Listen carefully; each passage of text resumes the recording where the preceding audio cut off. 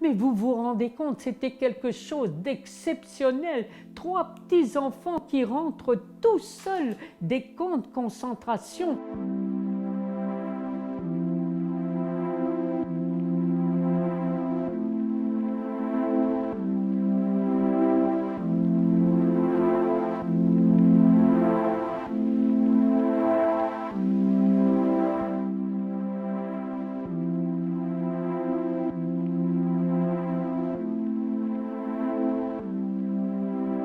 Et cela s'est passé très exactement le 27 octobre 1943. C'est une date qui est restée gravée dans ma mémoire à tout jamais. C'est cette nuit-là que la Feldgendarmerie est arrivée chez nous à 3 heures du matin. Avec fracas, on grimpait les escaliers, tambourinait aux portes. Nous nous sommes réveillés en sursaut, nous demandant ce qui se passait. Ces soldats nous suivaient partout, même au petit coin on ne pouvait s'isoler, et criaient sans cesse « Schnell, los !» Ça veut dire « Dépêchez-vous, dépêchez-vous !» Puis, ensuite, l'on nous conduisit dans une gare où il y avait des wagons à bestiaux, sur lesquels étaient inscrits « Contenant 8 chevaux ». Et nous étions plus d'une centaine de personnes agglomérées les unes aux autres et avons voyagé 4-5 jours sans manger, sans boire. La tinette au milieu de nous, la tinette et le seau hygiénique. Là aussi, quelle impudeur d'avoir à faire ses besoins devant tout le monde. Vraiment, quelle humiliation. Jamais je ne pourrai oublier non plus ce voyage. Puis le train s'est arrêté, nous sommes arrivés dans un endroit qui nous paraissait sinistre.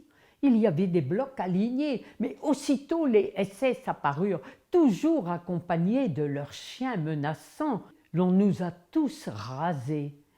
Nous étions méconnaissables avec nos têtes rasées, notre peur au ventre. L'on nous a distribué nos vêtements de bagnard. Vous savez, ces robes rayées, gris et bleu. Et surtout, l'on nous a distribué nos numéros de matricule. Le mien était le 25 612. Ce matricule, il fallait le connaître par cœur.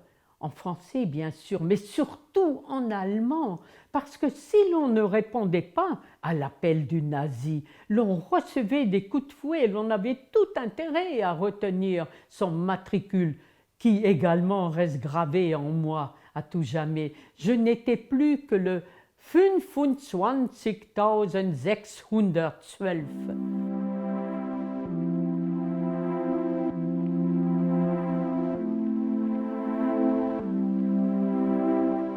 La sirène retentissait à 3h30 du matin. Comme c'était tôt, nous nous réveillons, nous les enfants, les yeux encore embués de sommeil. Aussitôt après, nous devions nous précipiter dans le washroom pour faire un brin de toilette. Mais vous savez, dans ce washroom, il n'y avait pas suffisamment de points d'eau pour le grand nombre que nous étions, ce qui fait que chaque jour, c'était la bousculade dans ce washroom. Et nous n'avions qu'un temps donné très court. Pour éviter cette bousculade, maman nous réveillait encore avant l'heure, une demi-heure avant l'heure, parce qu'elle tenait absolument à ce que nous fassions notre toilette. Jamais je n'ai oublié sa leçon de dignité. Elle nous disait « Les enfants, l'on nous a tout pris, nous n'avons plus rien, même plus de nom. Mais il ne faut pas courber la tête, redressons-nous, soyons dignes.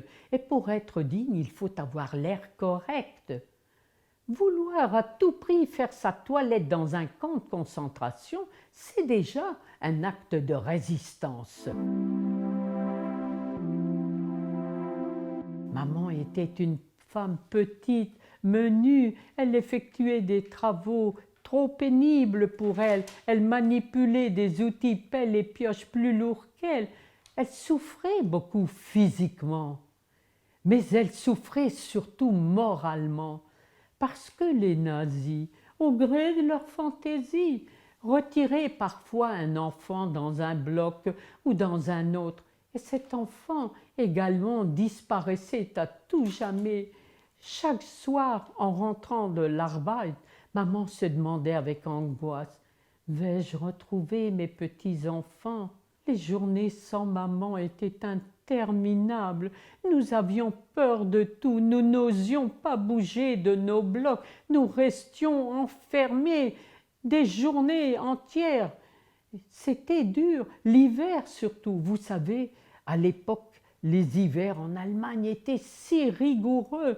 La température pouvait descendre jusqu'à -10, -20, parfois même -30 degrés.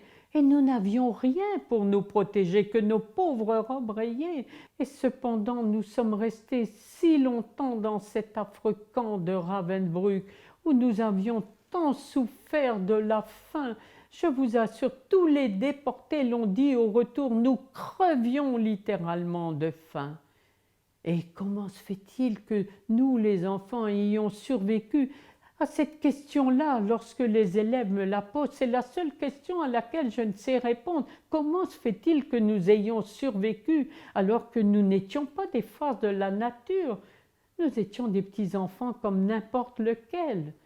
Mais vous savez, comme je suis une positive, je dis toujours aux élèves: les enfants, c'est parce qu'il était écrit quelque part que je devais venir témoigner devant vous.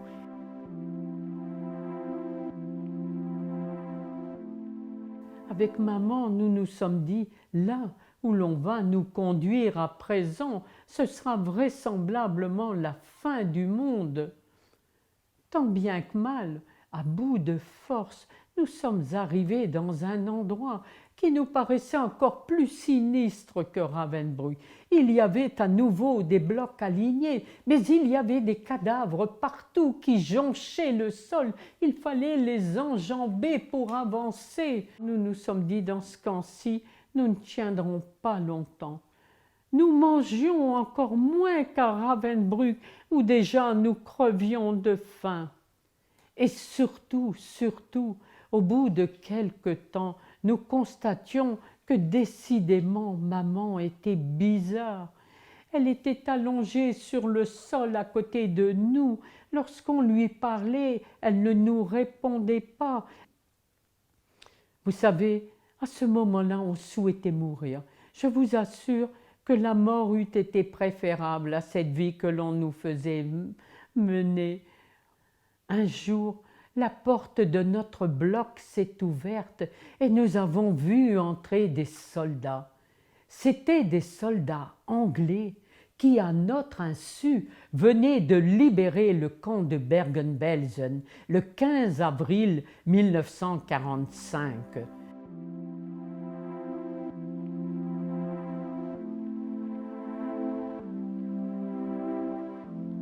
Je devais porter mon petit frère. Il était dans un état épouvantable, la tête gonflée à l'extrême ainsi que le ventre.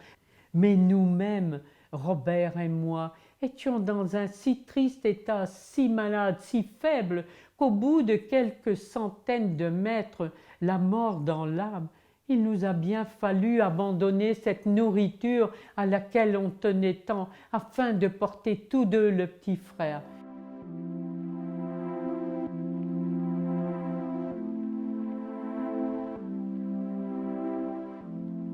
Ce jour-là, bien sûr que nous étions contents d'être libres, d'être en France, mais en même temps, nous étions si tristes. Maman, nous l'avions quittée dans un état désespéré. On se demandait si elle vivait encore. De papa, nous n'avions pas de nouvelles. Et nous nous disions, si c'est pour rester orphelin, ça ne vaut pas le coup de vivre.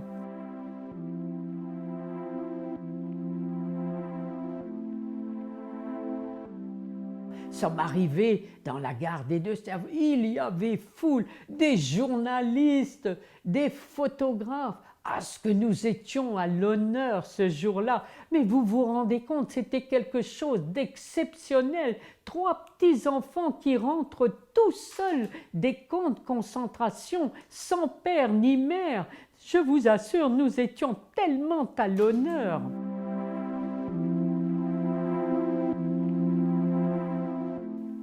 jour, la porte de notre chambre s'est ouverte. Vous ne devineriez jamais qui est entré. Eh bien, c'était maman, maman qu'on n'espérait plus, qui était là devant nos yeux, d'une maigreur terrifiante. Elle ne pesait même plus 27 kilos, mais elle était là. La vie reprenait un sens pour nous.